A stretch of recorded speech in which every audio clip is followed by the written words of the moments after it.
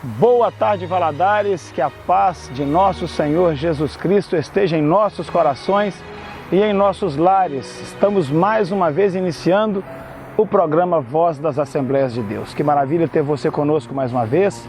Que maravilha saber que a tua casa continua tendo espaço para que a palavra de Deus possa ser manifesta, possa ser pregada, possa ser declarada. Que maravilha saber que você já marcou no seu coração esta data e esse horário e sempre tem estado conosco nas nossas programações. Estamos aqui com a nossa boa Bíblia nas mãos, que é a palavra viva do nosso Deus falando conosco.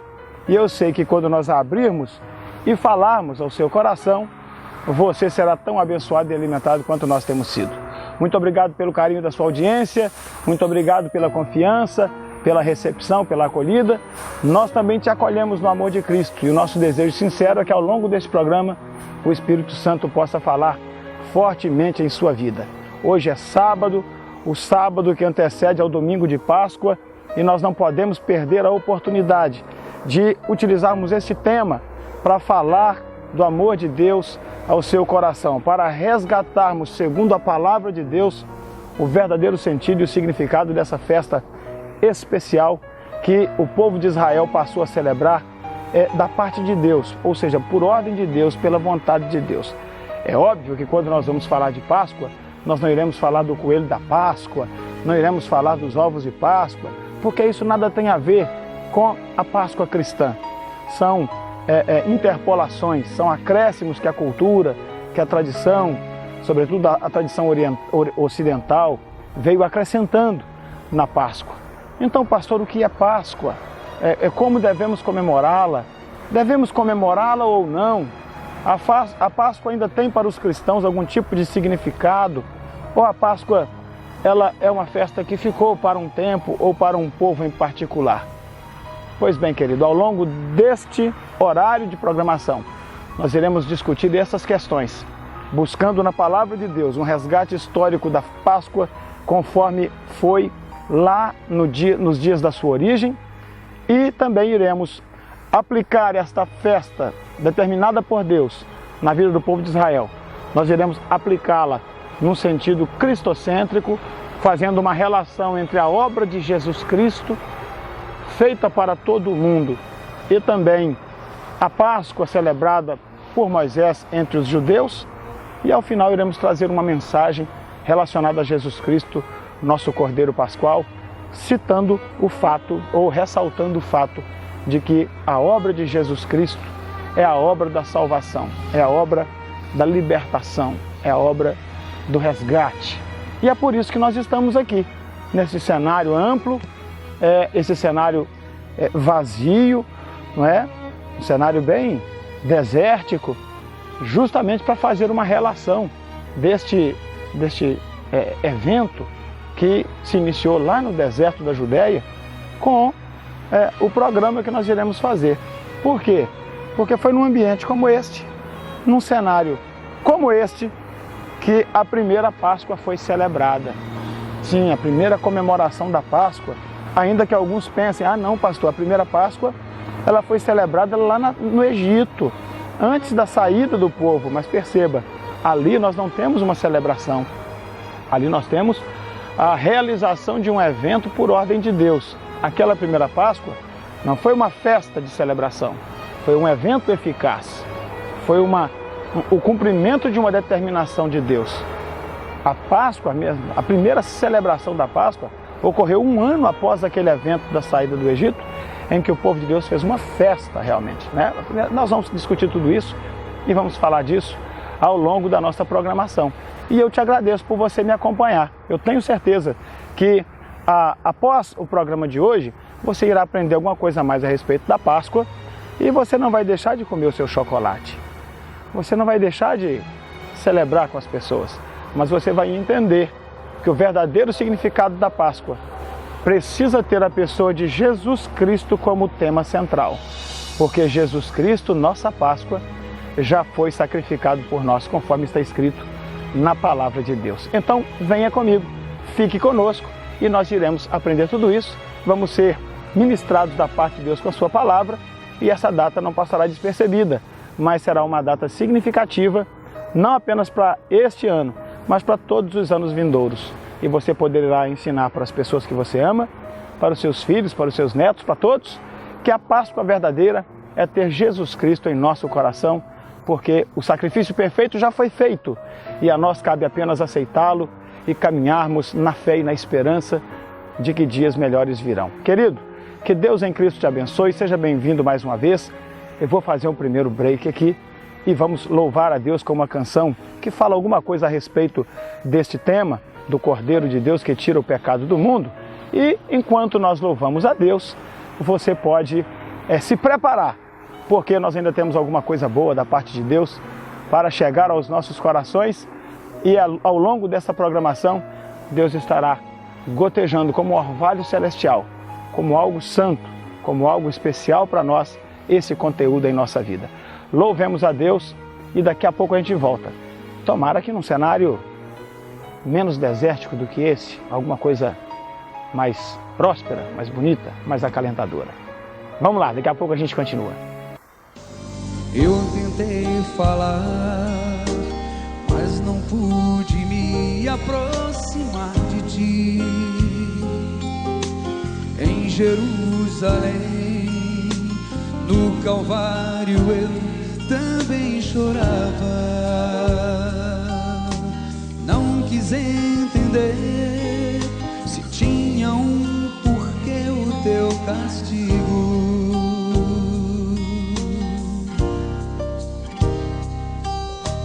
Eu só quis saber, quero ouvir.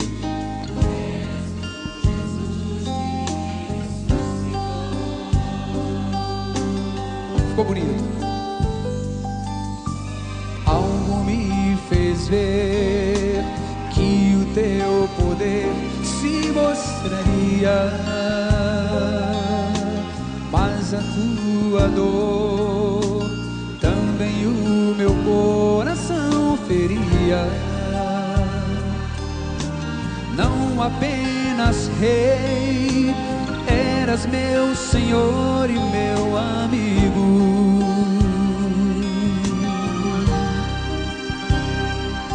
Ao te ver naquela cruz, uma parte da tua dor ficou comigo.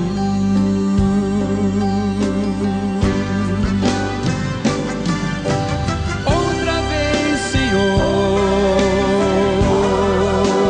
mostra o teu poder.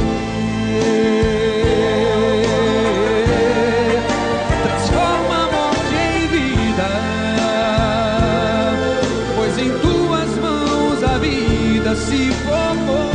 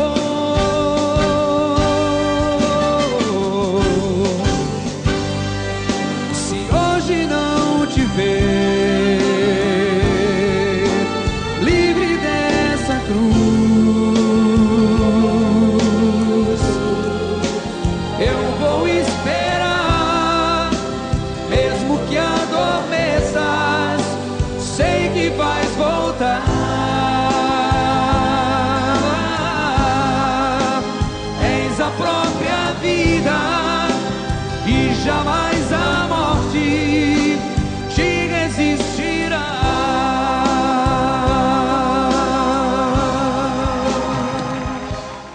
Estamos de volta após esse lindo louvor e agora voltamos para eu te contar uma história de Páscoa, ou uma história sobre a Páscoa. O que é a Páscoa? Páscoa é uma palavra trazida para o nosso português, mas que no seu original, da língua hebraica, significa passagem, passar por cima ou poupar. É uma determinação de Deus para o povo de Israel, quando o povo de Israel estava saindo da terra do Egito, virando a página de uma história de escravidão e caminhando para a conquista de sua liberdade, para a construção do Israel como nação. Essa história, na verdade, começa muito antes. Começa quando José, filho de Jacó, que é Israel, estava assumindo a posição de governador do Império Egípcio, sendo o primeiro homem abaixo do trono onde se assentava o faraó. José era filho de hebreus. José era hebreu. E agora, estando no posto máximo do poder executivo do Império Egípcio, José decide salvar a sua família da fome e traz para o Egito seu pai Jacó e seus irmãos, toda a sua família, que por aquela ocasião seriam aproximadamente 60 e poucas pessoas. O faraó é muito grato a José por tudo o que Deus fez de bom para o Egito, por causa da vida daquele homem. O faraó então separa uma terra ao norte do Egito, para que o povo de Israel ali habitasse, e de fato o povo de Israel se fixou naquela terra, e ali edificou suas plantações, ali criou o seu gado, suas ovelhas, e o povo se consolidou. O tempo passou, Jacó foi recolhido à eternidade, José também foi, e o povo de Israel cresceu muito. Aquelas quase 70 almas se transformaram agora em milhares, em milhões de pessoas, e prosperavam dentro do Egito, a ponto de se tornarem uma ameaça para o povo que era o maior império daqueles dias. E a Bíblia diz de uma forma bastante interessante que então se levantou um faraó que não conhecera a José, um homem que estava agora governando o Egito, mas não conhecia a história recente de sua nação.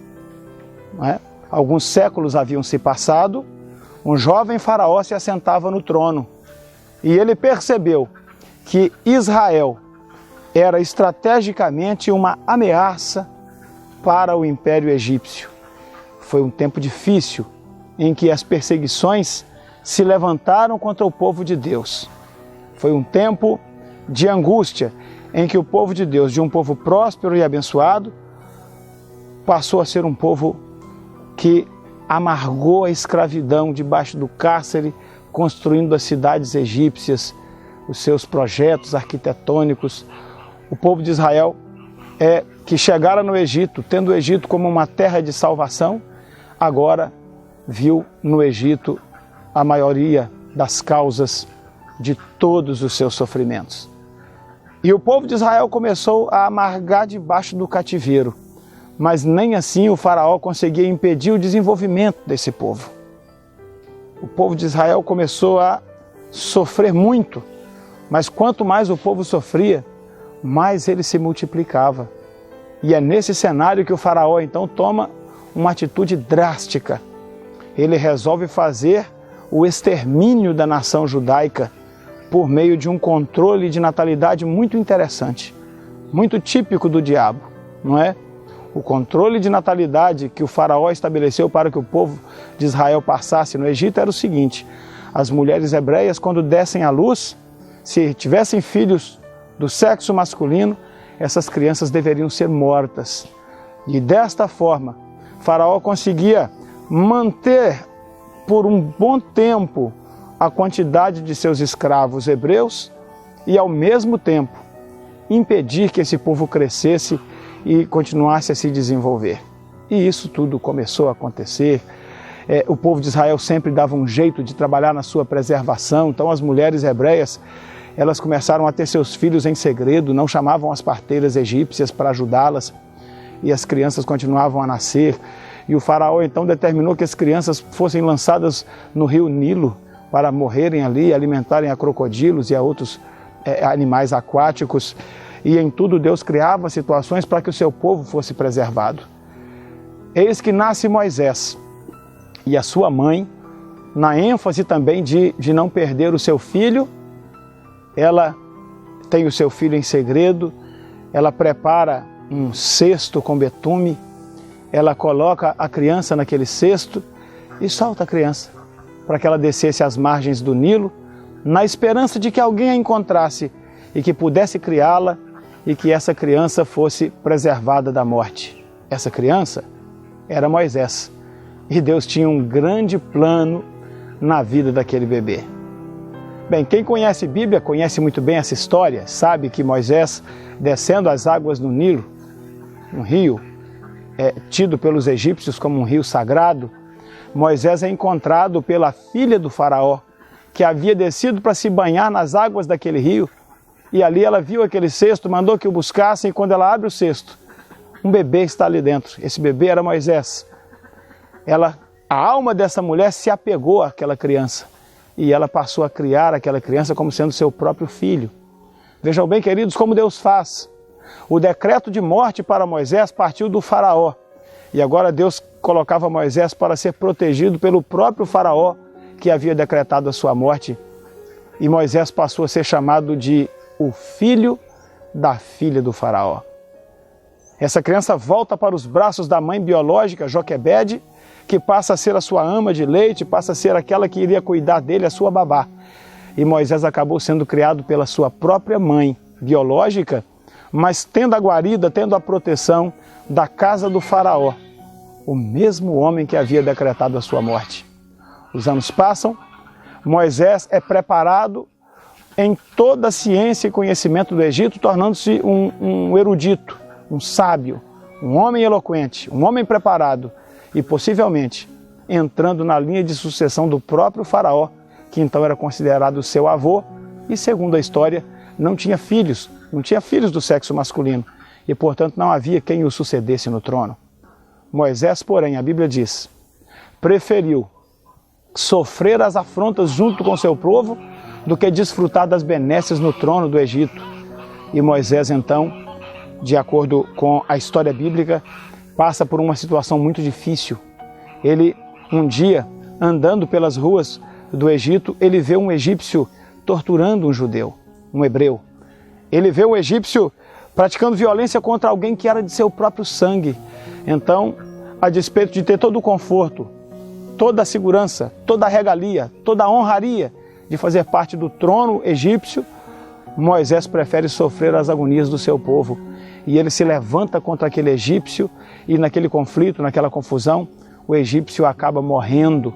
A morte desse egípcio foi um divisor de águas na história de Moisés. Agora, de protegido do faraó, Moisés passa a ser um fugitivo da corte egípcia e por causa daquele homicídio, Moisés precisa fugir. Por mais que fosse querido na casa do faraó, por mais que fosse preparado para uma função importante no Egito, Moisés havia matado um cidadão egípcio. Moisés havia matado um homem do império. Não tinha outro caminho para Faraó a não ser punir aquele que havia trazido tamanho desgaste para uma família egípcia e derramado o sangue de um cidadão daquele império. Custou caro para Moisés a sua iniciativa, mas tudo isso era um propósito de Deus. Moisés foge para o deserto de Midian e passa ali mais 4 décadas de sua vida. Ali ele se casa e passa a ser um pastor de rebanhos do seu sogro Jetro, sacerdote de Midian. Uma cena interessante ver aquele homem preparado em toda a ciência e arte do Egito, agora deslocado para um cenário de deserto, para ser um simples pastor de ovelhas. Na escola de Deus, muitas vezes não entendemos os seus propósitos, mas Deus está no controle de tudo, governa tudo. e sabe como agir. O propósito de Deus na vida de Moisés não incluía apenas a ciência e a arte do Egito. O propósito de Deus na vida de Moisés incluía o deserto de Midian, onde Moisés deveria aprender a ter paciência, a ter esperança e a confiar no Senhor. 40 anos se passam e Moisés está procurando uma das ovelhas desgarradas do seu rebanho. E de repente uma cena o surpreende. Uma sarça, um arbusto, como tantos arbustos, como esses talvez. Uma sarça está ardendo em chamas, mas as suas folhas não se queimam, elas continuam verdes, e a Bíblia diz que Moisés diz assim: agora me virarei para ali e verei esta grande maravilha, porque eis que a sarça arde, mas as suas folhas não se queimam. E quando Moisés caminha em direção àquele arbusto que ardia em chamas do céu, ele ouve uma voz do céu que lhe diz: Moisés, tira as sandálias dos teus pés, porque a terra que você está é uma terra santa. E Moisés então começa a ter o diálogo mais poderoso de sua vida. Moisés não falava com Faraó, Moisés não falava com seus sábios professores do Egito. Moisés ouvia a voz de Deus e falava aos seus ouvidos. Deus diz a Moisés que o clamor do povo de Israel chegou aos céus.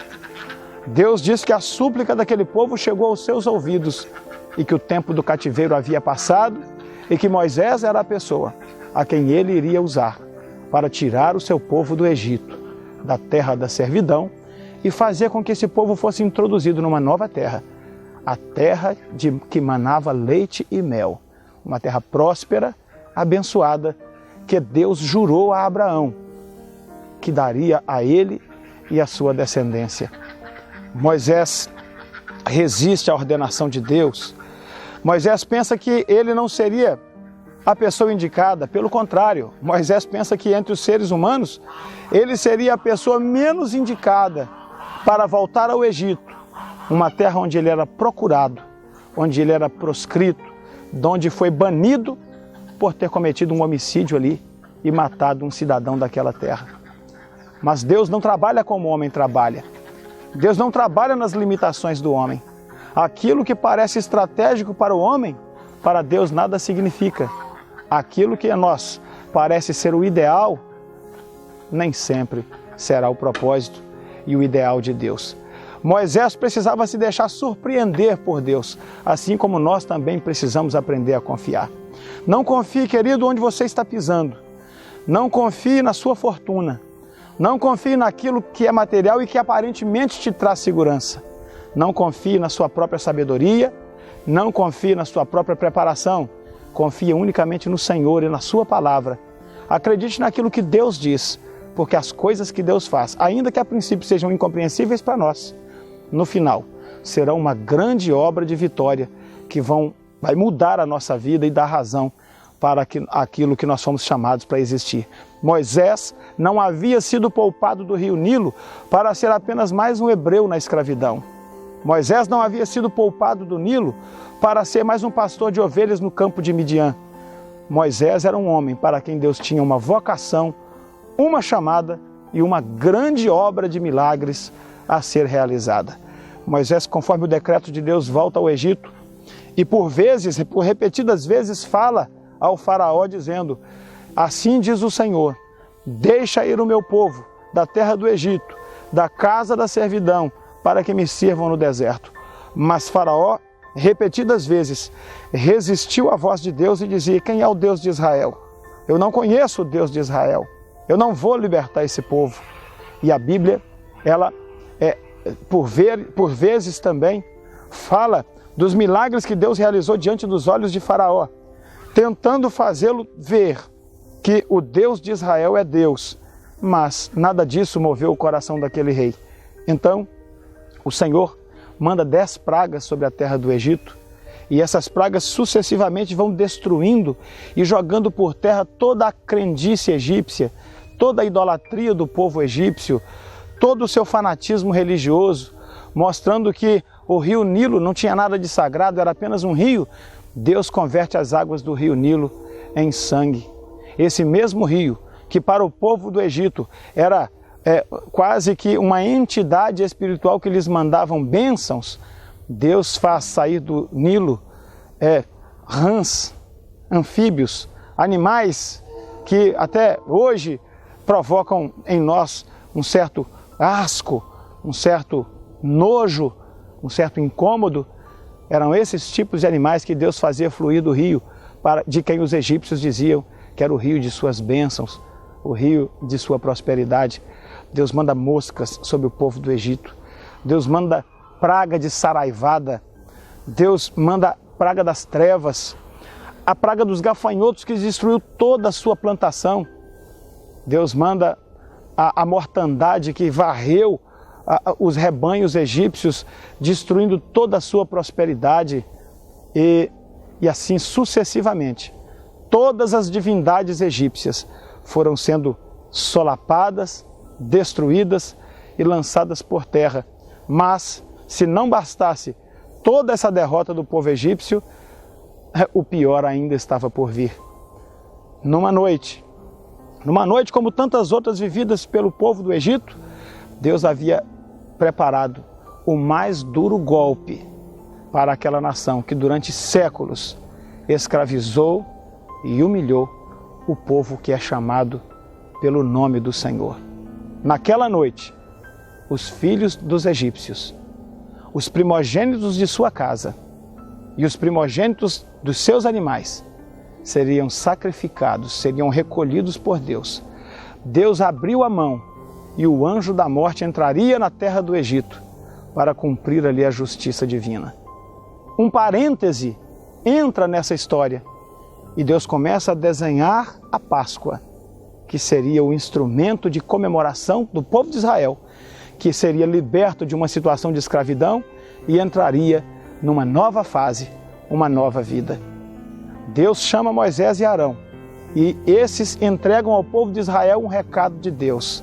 Deus diz: nesta noite eu vou passar pelo Egito e eu vou caminhar pelas casas do povo egípcio, pelas terras dos egípcios, inclusive nas terras onde estão habitadas por Israel. O anjo da morte irá passar. Grande mortandade ocorrerá nesta terra. Porém, vocês, meu povo, vocês vão matar um cordeiro perfeito, um cordeiro sem mácula, um cordeiro sem mancha. Ele será sacrificado. Esse cordeiro será assado e a sua carne vai ser alimento para cada família da casa de Israel. O sangue desse cordeiro vocês irão pegar e irão passar nas vergas das suas portas, nos umbrais das suas portas. E quando o anjo da morte passar pela terra do Egito, nas casas onde ele vir o sinal do sangue, ele passará por cima dessa casa, ele saltará. Nesta casa haverá livramento, nesta casa haverá proteção, mas nas casas onde não houver o sinal do sangue, o primogênito dessas famílias, o primogênito desses animais será morto. O sangue vos será por sinal. Na casa em que estiverdes, havendo eu o sinal do sangue, passarei por sobre esta casa e não haverá mortandade no meio de vós. Assim comereis o cordeiro, tudo dele será assado no fogo, nada dele ficará para o dia seguinte. Se a sua família é pequena para um cordeiro, junte-se outra família. Mas todos de Israel deverão ter o sinal do sangue nas ombreiras das suas portas. E vocês vão comer esse cordeiro de madrugada, à meia-noite. Assim o comereis. Os vossos lombos cingidos, os vossos cintos apertados, os vossos pés calçados e o vosso cajado na mão. Deus estava falando para o povo de Israel que aquele jantar, aquela ceia, não seria uma ceia comum, seria a última ceia que eles iriam participar, comer, dentro da terra do Egito. A partir daquele momento, ainda naquela mesma madrugada, eles sairiam do regime de escravidão e iriam para a liberdade. Por isso, eles deveriam participar daquele alimento já prontos e preparados para uma longa jornada de liberdade que começaria naquela noite. Esta é a Páscoa do Senhor. Moisés então deu ordem ao povo e o povo fez conforme o Senhor recomendou. Nas vergas de suas portas, o sangue do cordeiro estava ali passado, como uma marca, como um sinal, como um selo, como um carimbo de que aquela casa estava sob a proteção de Deus. E o anjo do Senhor, ele passou por aquela terra e a mortandade foi muito grande entre os filhos dos egípcios, entre os seus animais, mas nas casas onde havia o sinal do sangue do Cordeiro da Páscoa. O Cordeiro que foi morto para ser comido como um primeiro memorial. Nessas casas havia vida, nessas casas havia esperança e muito mais que isso. Nessas casas houve livramento e liberdade.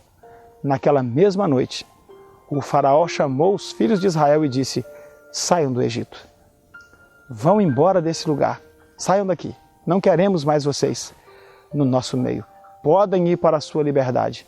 Naquela mesma noite, os filhos de Israel ajuntaram todos os seus bens, deram as costas para o Egito e iniciaram uma nova jornada, uma nova vida na presença do seu Deus. Naquela noite foi o marco do início de uma longa caminhada de libertação, uma longa caminhada que, começando na terra de Gósen, ao norte do Egito, culminou lá na Palestina, na terra de Canaã, onde o povo de Israel se estabeleceu e constituiu uma linda e poderosa nação, que está lá até os dias de hoje, conforme as profecias, conforme o decreto de Deus. O povo de Israel, o remanescente de Israel, nunca seria deixado para trás.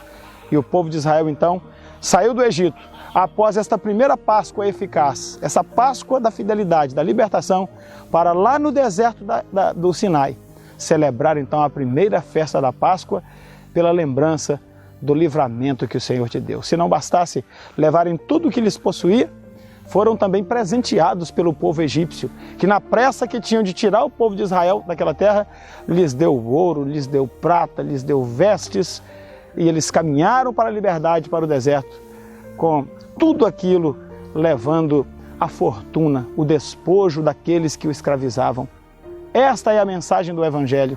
Aquilo que te escravizava será o despojo da sua vitória. Você vai levar consigo e será o testemunho de um grande milagre de Deus em sua vida. Se o álcool te escravizava, você leva o despojo do alcoolismo para nos púlpitos e nas praças dizer que você foi liberto pelo sangue do Cordeiro. Se as drogas te escravizavam, quando o Senhor te liberta, você leva o memorial, o despojo dessa vida de vícios para nos púlpitos e nas praças declarar que o sangue do Cordeiro te libertou da escravidão, das drogas, da prostituição, da idolatria e da miséria. É o despojo que levamos, essa obra de libertação. A Páscoa, experimentada pelos judeus, ela continua sendo vivenciada por todas as pessoas ao longo dos dias. Todo aquele que tem um encontro com o sangue do Cordeiro, ele recebe a mesma experiência de libertação, de salvação. Abre-se para ele uma longa jornada pela qual ele deve caminhar para fazer a obra de Deus em sua vida. Querido, esta é a história da Páscoa que você pôde acompanhar conosco. Um resumo de tudo o que Israel viveu quando saiu do Egito e foi celebrar no deserto a primeira Páscoa. Que Deus te abençoe. Vamos louvar a Deus com mais uma canção e daqui a pouco eu volto para falar com você um outro aspecto da Páscoa, que é a relação entre a Páscoa e o nosso Senhor e Salvador Jesus Cristo, o Cordeiro de Deus que tira o pecado do mundo, o Cordeiro Pascual. Louvemos a Deus e a gente volta daqui a pouco. Vamos lá.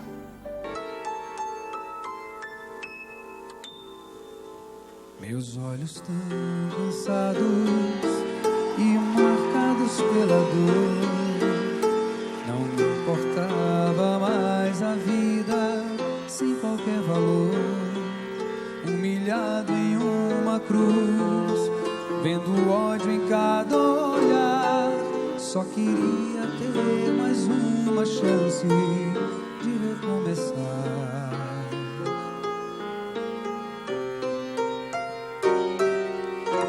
Tentei num grande esforço contemplar na outra cruz quem era aquele homem que chamavam de Jesus, que comigo dividia ali solidão, vergonha e dor, porque tantos lhe odiavam e outros lhe davam amor. Teu olhar me fez estremecer e crer que ali estava o próprio Deus. Pude esquecer minha dor. Tinha ao meu lado um rei, morrendo por falar de amor.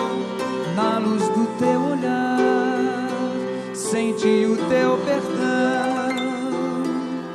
Lavaste com teu sangue meu coração.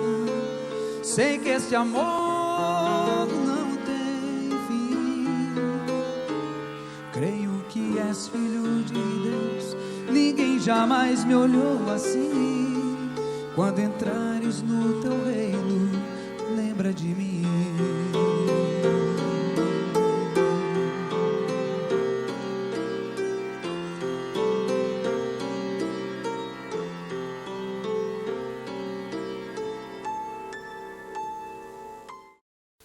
Estamos de volta e nessa sequência o nosso propósito é falar sobre a Páscoa e Jesus Cristo nosso Senhor. A relação entre a Páscoa determinada por Deus e a proclamação da obra salvadora, salvífica de nosso Senhor Jesus Cristo.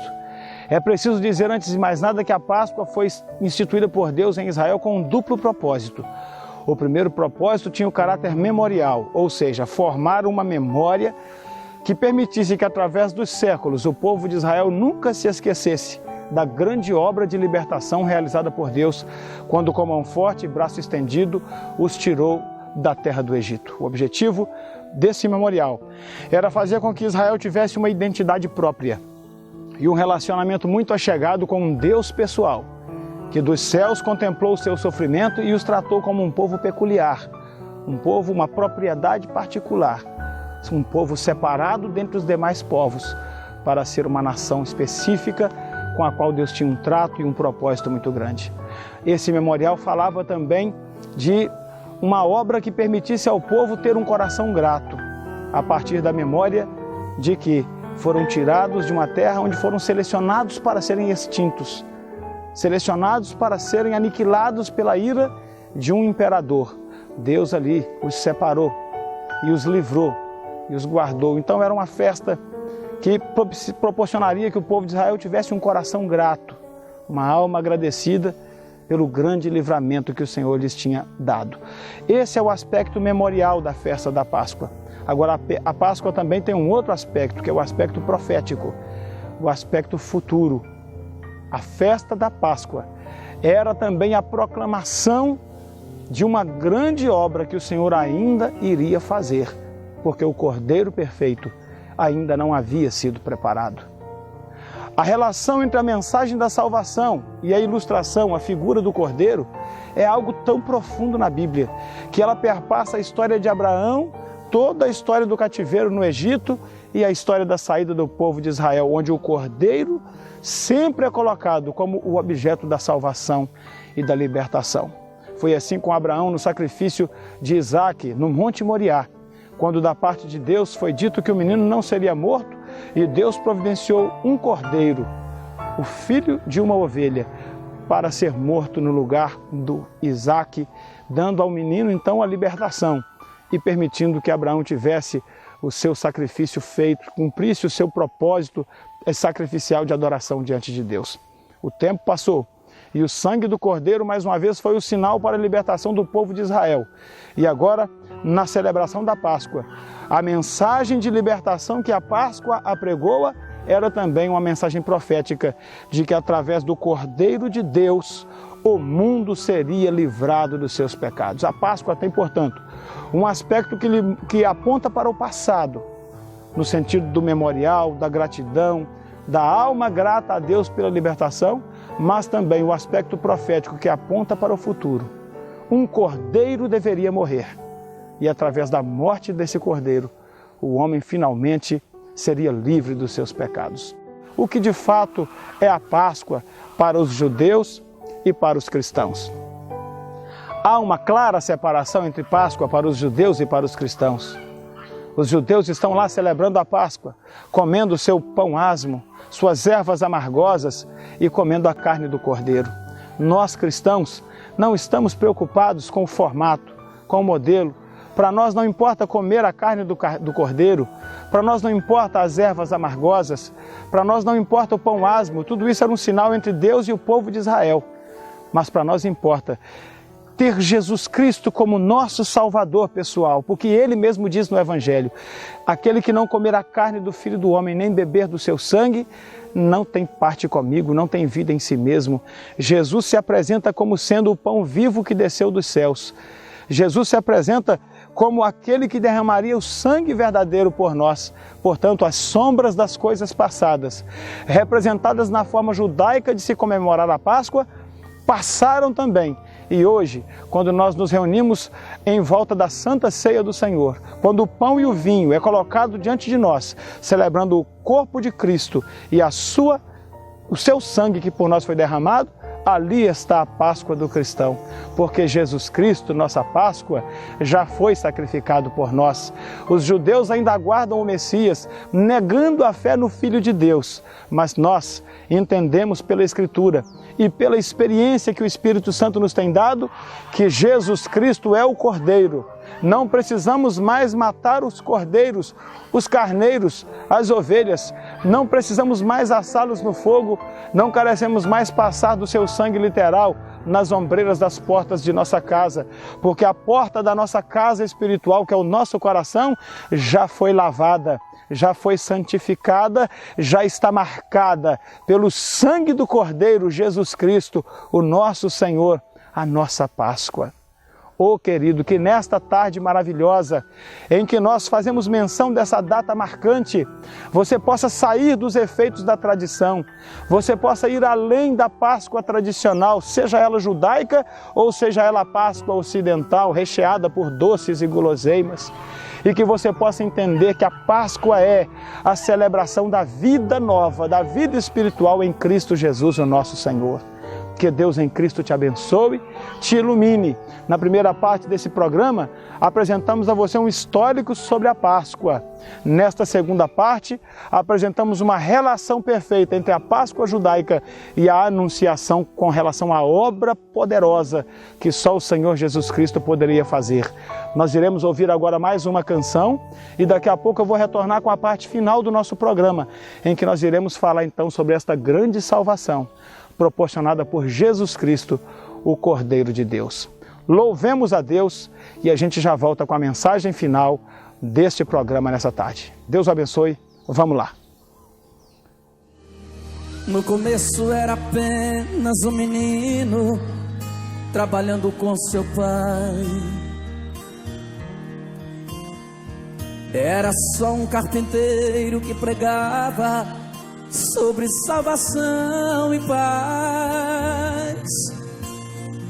Ele andava pelo mar da Galileia, com seu jeito amoroso de falar.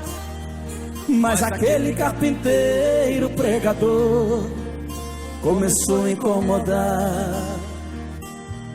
O que ele fazia?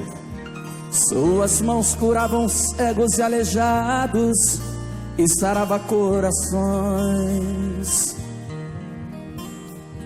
Muitos pobres eram bem alimentados pelas multiplicações.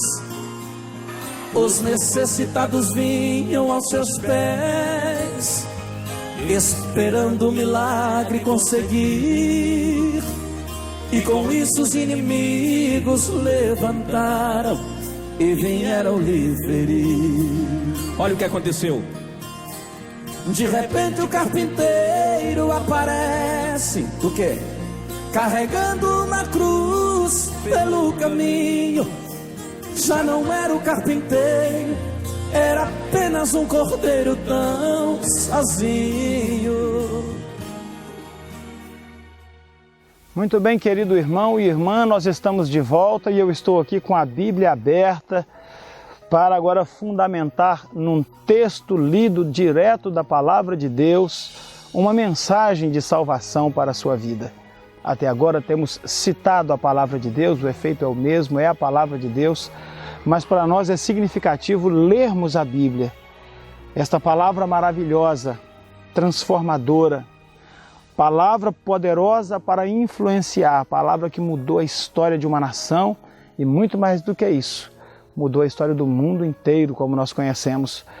O cristianismo, a mensagem cristã, a mensagem genuinamente cristã, é uma mensagem transformadora.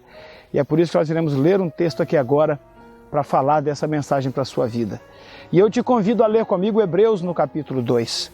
Leremos a partir do versículo 3, que diz: Como escaparemos nós, se negligenciarmos uma tão grande salvação, que começando a ser anunciada pelo Senhor, foi depois confirmada pelos que a ouviram, testificando também Deus com eles, por sinais e milagres, e várias maravilhas, e dons do Espírito Santo, distribuídos por sua vontade.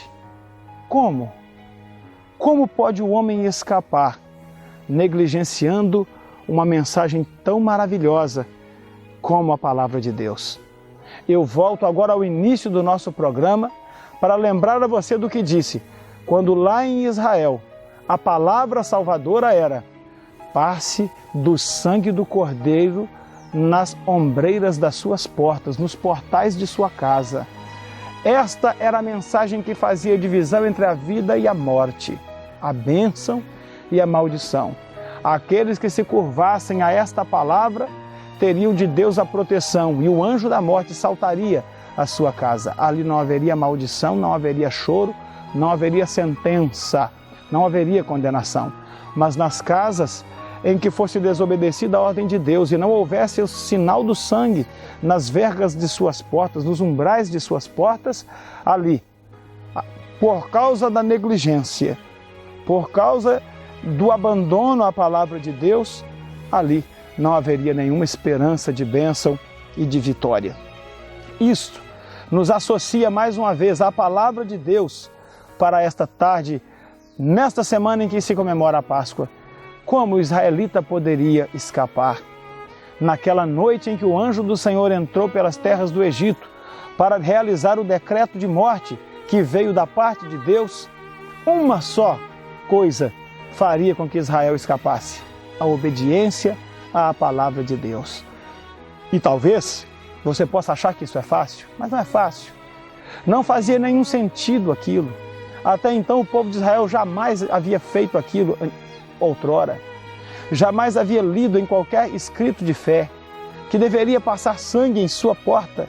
Pense bem, querido, uma ordem a princípio surpreendente e ao mesmo tempo estapafúrdia. Alguém poderia dizer: mas o que é isso? Isso não faz sentido nenhum. Para que eu vou então pegar do sangue desse cordeiro e manchar as vergas da minha porta com esse sangue? Esse Moisés só pode estar ficando maluco. Eu não vou fazer isso não faz sentido algum para mim. Eu não entendo o porquê disso, não farei. Ah, querido, se um hebreu tivesse feito isto naquela noite, ao amanhecer daquele dia ele teria um grande arrependimento. Porque se não houvesse o sinal do sangue, conforme o decreto de Deus, o anjo da morte não pouparia aquela casa. Às vezes, nós somos convocados a fazer coisas que não entendemos. Às vezes somos convocados a dar um passo de fé. E quando precisamos dar um passo de fé, necessariamente não compreendemos exatamente o que estamos fazendo. Mas a salvação do povo hebreu naquela noite de Páscoa tinha a ver com este ato de fé, com este ato de obediência. O hebreu precisava dizer: não entendo por que isto, não consigo compreender a razão disto, mas se é um decreto de Deus, se o homem de Deus está dizendo, se esta é a palavra de Deus, então eu farei. E muitos hebreus então foram livres da morte, porque se sujeitaram, porque entenderam a palavra de Deus para suas vidas. Nesta geração, transportando para os nossos dias, nós encontramos o mesmo cenário. A transição desse cenário pascual para o nosso cenário é o Calvário. Jesus pendurado ali, morto na cruz, ensanguentado, ferido. Isaías diz, moído pelas nossas transgressões. E eu sei que assim como muitos hebreus do passado não entenderam nada dessa coisa de passar o sangue nos umbrais das portas, os discípulos e os demais que seguiam a Jesus também devem ter ficado anestesiados, perplexos, olhando para Jesus pendurado naquela cruz, o seu corpo sem vida, ferido, destruído pelas torturas que sofreu. Aquela mensagem, aquele sangue que pingava do corpo de Cristo, não era compreendida pelos discípulos, eles não tinham como entender aquilo. Porém, eles receberam aquela mensagem e se dispuseram a morrer por ela. Jesus Cristo, o sangue de Jesus Cristo derramado na cruz, é o instrumento que vai fazer com que a ira de Deus, o anjo da morte, ele passe sobre nós e nós sejamos poupados. De maneira que na casa espiritual, na vida em que o sangue de Cristo for um sinal, então ali há esperança, a vida, a misericórdia. Ali haverá libertação, ali haverá uma longa jornada para uma nova vida. Mas nas vidas em que o sangue de Cristo não for um sinal, não haverá nenhuma esperança. Este é o resumo teológico, querido, a respeito da Páscoa. O resumo que encerra este assunto. A palavra que põe fim a qualquer questão relacionada à Páscoa do Senhor está aqui, pregada, nesta mensagem para o seu coração nesta tarde. Como poderemos escapar da ira de Deus? Como poderemos escapar da ira vindoura? Como poderemos ter a certeza que a destruição, que o destruidor saltará por sobre a nossa casa, sobre a nossa vida? Oh, querido, nas casas em que houver o sinal do sangue do Cordeiro, no coração em que o sangue de Jesus Cristo já for um sinal, ali então nós teremos a certeza e a convicção de que a morte não se chegará a nós. Amados, o escritor aos Hebreus registrou, e eu quero repetir com você: como escaparemos nós se não atentarmos para uma tão grande salvação? Vivemos num mundo terrível, em que as pessoas estão inclusive ridicularizando a mensagem do Evangelho. Talvez alguém esteja me ouvindo e esteja pensando, puxa vida, o pastor está certo. Eu sou um dos que está dando as costas, que está negligenciando esta grande salvação, anunciada primeiro pelo Senhor e depois confirmada por todos aqueles que a ouviram. Jesus Cristo anunciou a mensagem de salvação. Seus discípulos a repercutiram. A igreja do Senhor continua levando essa mesma mensagem. E eu, como discípulo de Cristo, estou nesta tarde lhe dizendo, você não tem como escapar se você negligenciar esta tão grande salvação. Num tempo em que a Páscoa virou mais uma festa comercial, a exemplo do que já fizeram com o Natal, num tempo em que as pessoas estão dando as costas para Deus, vivendo vidas materialistas, vidas hedonistas, ou seja, vidas que buscam apenas a realização integral e total dos seus prazeres. Num tempo em que a mensagem do cristianismo parece mais uma utopia, um conto de fadas, uma história para fazer criança dormir. Num tempo em que muitos púlpitos já têm substituído a mensagem de salvação por uma mensagem contextualizada a esse tempo capitalista. Num tempo em que as pessoas só esperam em Deus para satisfazer os seus desejos e seus sonhos, nós estamos aqui resgatando a Páscoa do Senhor. Jesus Cristo, nossa Páscoa, a nossa salvação, já foi sacrificado por nós.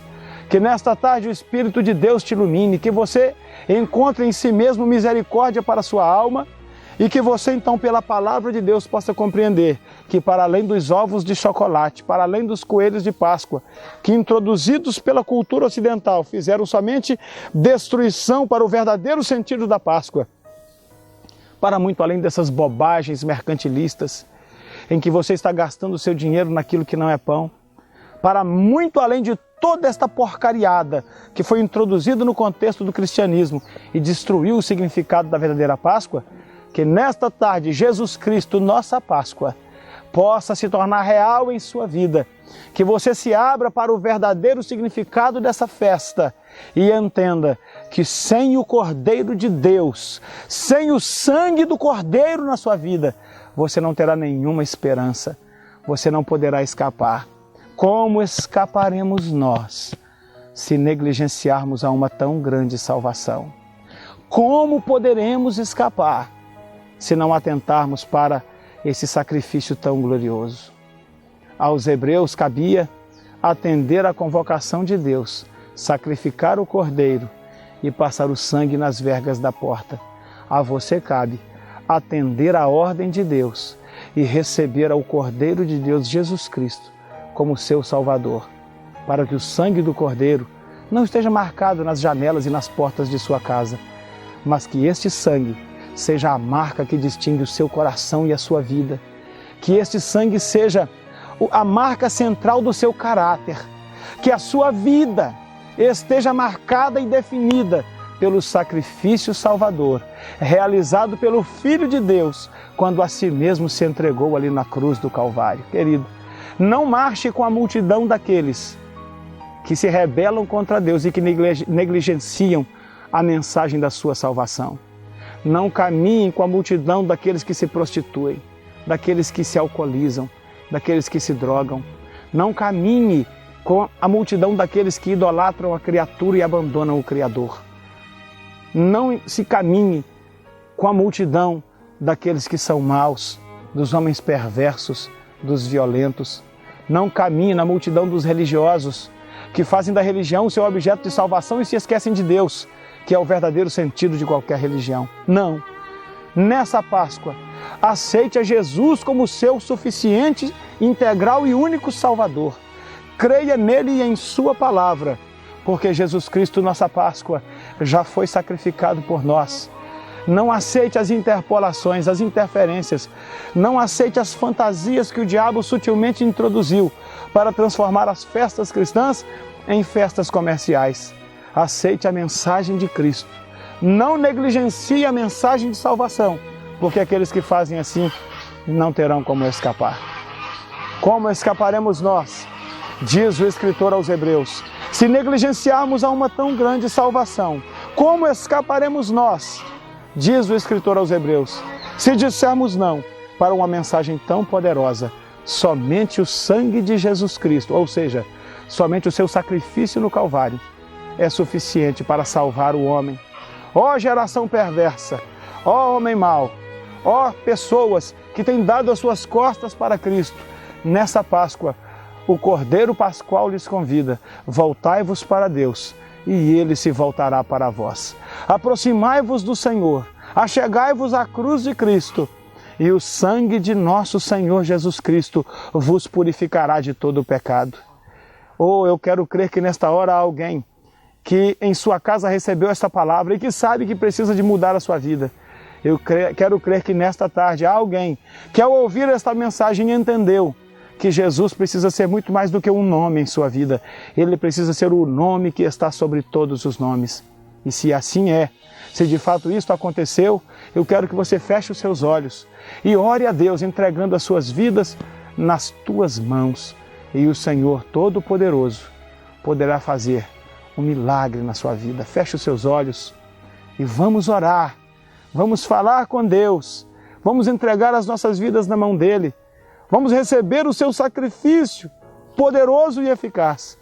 E o sangue de Jesus Cristo nos purificará de todo pecado mais uma vez. Amado Deus e Pai, nós nos entregamos em Tuas mãos. Nós aceitamos o Teu decreto, nós nos submetemos à Tua vontade. Nos curvamos ante a cruz, vendo ali o Cordeiro pendurado, morto, porém a morte não pôde retê-lo, não pôde contê-lo, porque os grilhões da morte foram quebrados e na manhã do terceiro dia Teu Filho ali jazia vivo, ressurreto, e todo o poder lhe foi dado nos céus e na terra. Pai, que a mensagem do Cordeiro Pascual, que a mensagem do Calvário possa hoje falar forte em meu coração, no coração daquele que está me ouvindo. Pai, que o Senhor receba como Teu Filho este que agora se entrega em Tuas mãos. Ó Senhor, que pecados sejam apagados, que o anjo da morte possa saltar por sobre esta vida, que agora, Senhor, é marcada pelo Teu sangue precioso. Ó Cordeiro de Deus, que tira o pecado do mundo, seja sobre todos nós, sobre todos os que nos ouvem. Nos abençoa com a bênção maior, que é a bênção da salvação. que os nossos nomes estejam escritos no teu santo livro e que o pecado seja apagado da vida de todos aqueles que nesta hora, com o coração sincero, o recebem como Salvador. Nós te louvamos e te agradecemos em nome de Jesus. Meu amado, que Deus em Cristo te abençoe. No próximo sábado aqui estaremos com mais uma mensagem do Evangelho para o seu coração e que nesta tarde e a partir de hoje, a Páscoa seja a marca de um novo tempo na sua vida. Que Deus te abençoe até o próximo sábado, se Deus quiser. Até lá.